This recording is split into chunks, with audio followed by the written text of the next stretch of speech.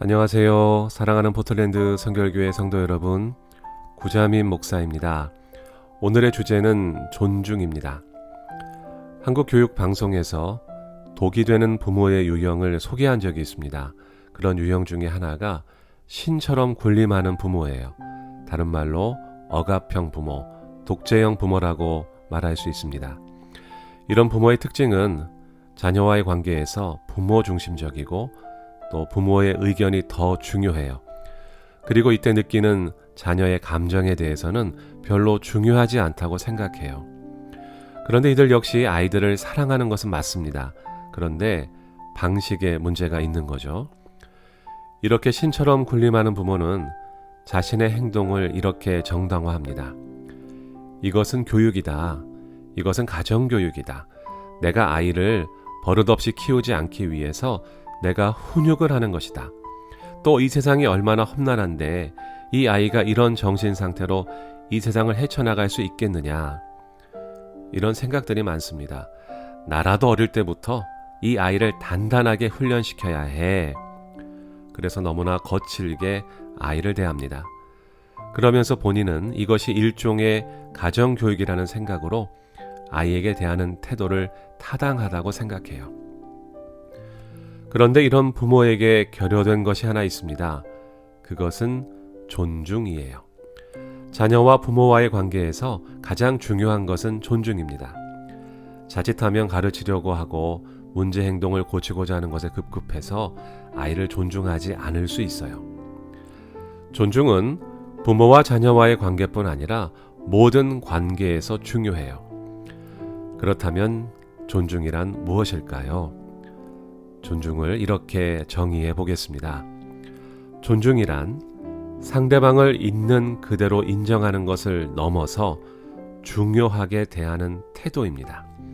상대의 생각, 감정, 좋아하는 것, 싫어하는 것 등을 그대로 인정하는 것뿐만이 아니라 그것을 중요하게 여기는 마음과 태도가 존중이에요. 관계에서 중요한 것은 존중입니다. 대화 중 싸우게 되는 경우는 의견이 달라서라기보다는 그 대화 속에 존중이 없을 때예요.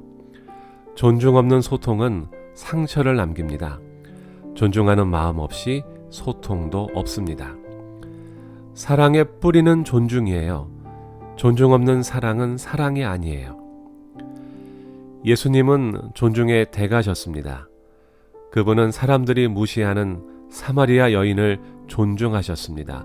그에게 먼저 말을 거셨어요. 그와 대화하셨습니다. 그 대화 속에는 상대방을 향한 존중이 담겨 있었어요. 예수님은 그 여인의 관심사에 성실하게 답변해 주셨어요. 그 여인을 중요하게 대하셨어요. 그리고 예수님은 여러분을 존중하십니다.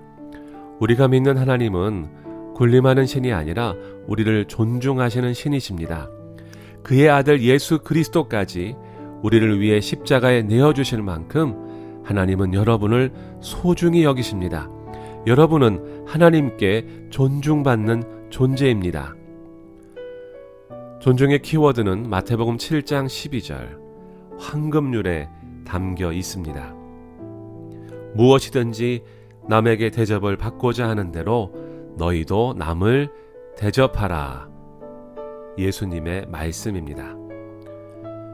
존중을 받고 싶으시다면 존중받고자 하는 대로 여러분도 남을 존중해 보세요.